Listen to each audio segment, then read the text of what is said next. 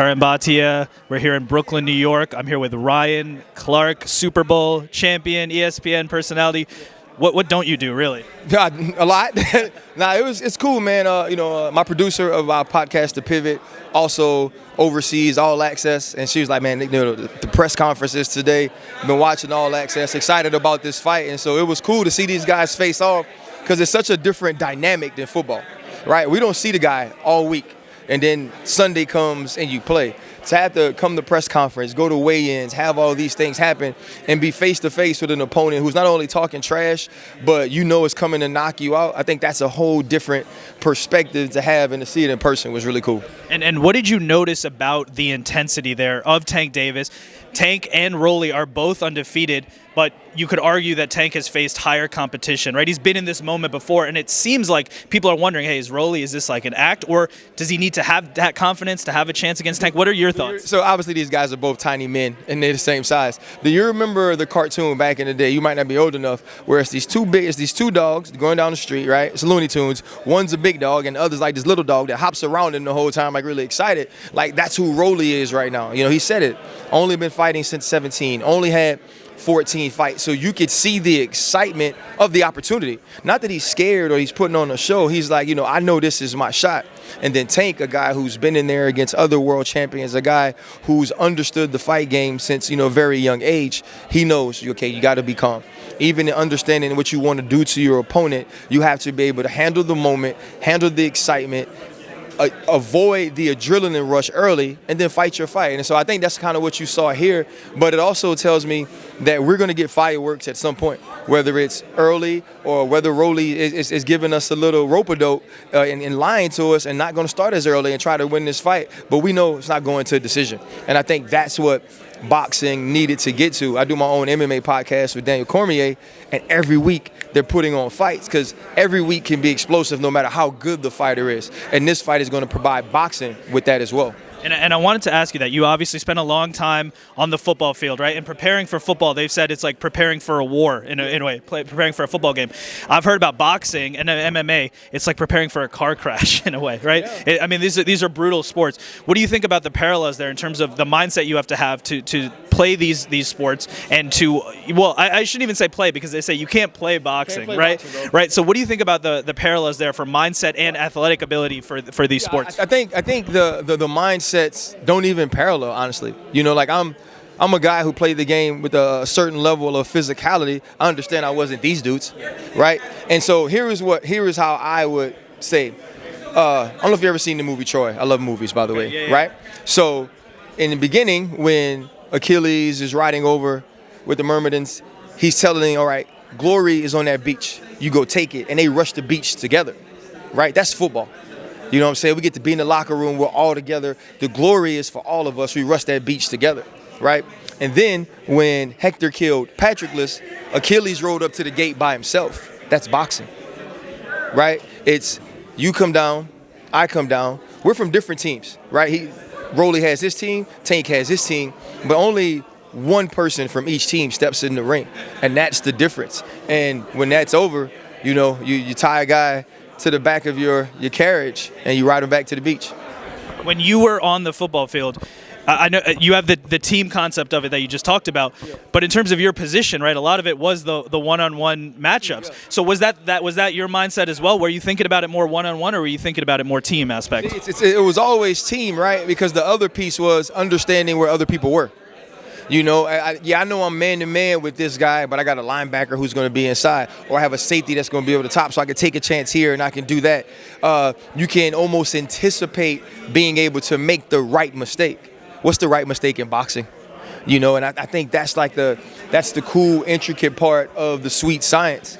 And, for me, that's why I love it. I love watching people do things I either can't or am not willing to do. I like to watch people sing, and I like to read books, because I like to understand what people have written. I can't do this. I don't want to do this. As tough as I was, I'm not that type of tough.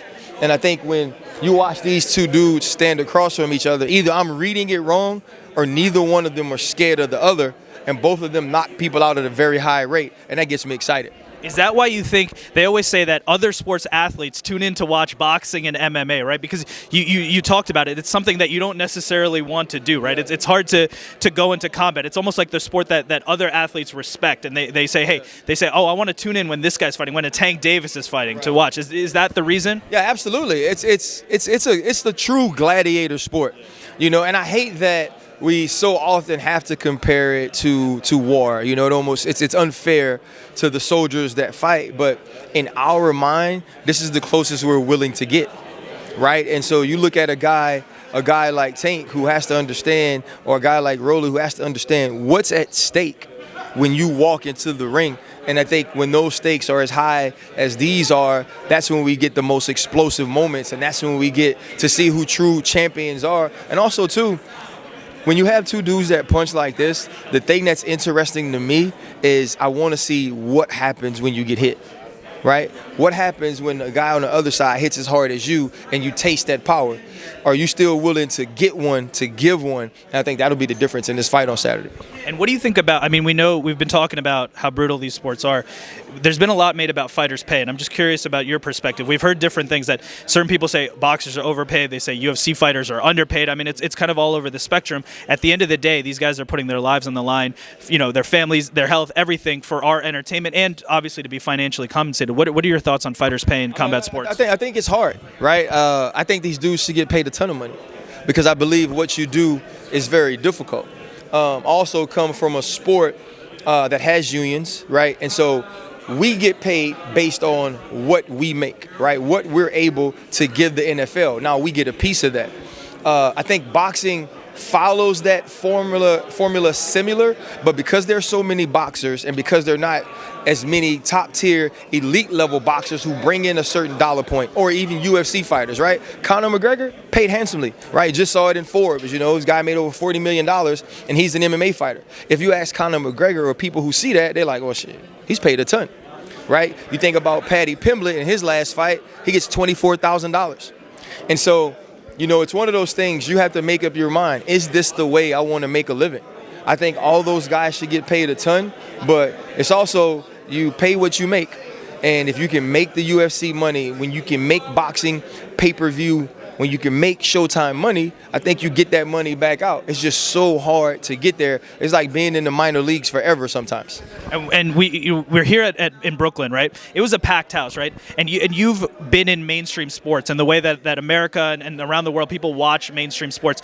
Boxing and MMA, they're more of the niche sport now. They're definitely growing. What do you think about what these sports could do? Because we can hear the passion in your voice, right? And people who work in the sports, like, we want all sports fans to have that passion, because once you know those storylines and you know what's at stake, it's like must-see TV. What do you think about the best way to grow these sports and make boxing and MMA mainstream sports and have them talked on ESPN and other places more? Yeah, you know, my podcast for the UFC is ESPN.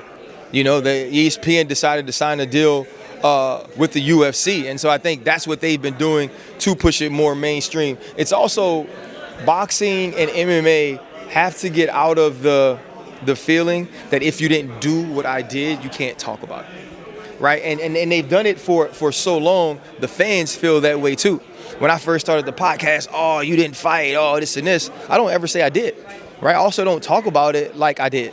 Right, I talk about it from a fan's perspective. I talk about it from a guy who watched Randy Couture and Chuck Liddell on Spike TV, you know, who got an opportunity to see, you know, Stephen Bonner and Forrest Griffin. You know, when I talk about boxing, I talk about a dude who, you know, sat with my dad and watched old fights so he could show me what it looked like when Hagler Hearns fought for, what was it, 3 rounds, but it was the most explosive. You know, I like those things. And so because those things were inbred in me at a young age, like, I just want to talk about them and I want to love them. But boxing and UFC and MMA, they have to get to a point, and their fans have to get to a point where you're willing to accept the mainstream help. You know, Errol Spence is fighting your Dennis Ugas. He comes on our podcast to pivot, right? So we get an opportunity to promote that fight and for people to not only know how good of a fighter he is, but learn his story. The NFL does a great job of building stories. The NBA does a great job of building stories. The UFC, which is hard for them because people go to sleep so fast, the UFC and boxing has to start building those stories. You got to market yourself as a fighter, right? Put yourself out there. And you brought up not doing the sport but commentating on it. And I'm just curious to your perspective, because I know we've seen you on First Take talking to like a Stephen A. or whoever it is, people who are maybe journalists, but they follow their sport passionately. Yeah. Do you agree? Is that universal, that if you are someone who watches the sport, you can still talk about it, you can comment about it, you don't have to be the one who suited up and did it? No, I think Mina Kimes, who is my partner and colleague on NFL Live, is one of the best NFL analysts in the world, period. And she's a woman, and she's never played football. But she studies hard. She sends us over film. She asks questions, right? She understands the analytics. And I think it's not necessarily if you've played it and what you say, it's how you say it. It's how you study it. It's how you approach it. And I think when people approach it in the right manner and understand the study of it, how hard these guys work. Like, I would never say that an MMA fighter was scared. I never say that a UFC fighter was scared because I can't speak to his intent. No, what I can speak to is they were taken down this many times. That showed control by one fighter. I can speak to, he was knocked down twice in the second round by Tank Davis, and, that's probably a 10-8 round. Like, those things are obvious. Those are things you could talk about, and that's why I try to keep it. I appreciate your time. I'm going to ask you one last question to get you out of here. We can hear your passion for combat sports, boxing and MMA. Are we going to see you lace it up? And, there's a lot of exhibition fights going on. We're seeing people get money. There's crossover, YouTubers, anything. Is Ryan Clark going to compete in any way in combat sports? Nah, man, not at all. Listen, I've trained jiu-jitsu, kempo, all those things, and I learned enough that when my 145-pound sensei can keep me down on the ground, I probably shouldn't be fighting.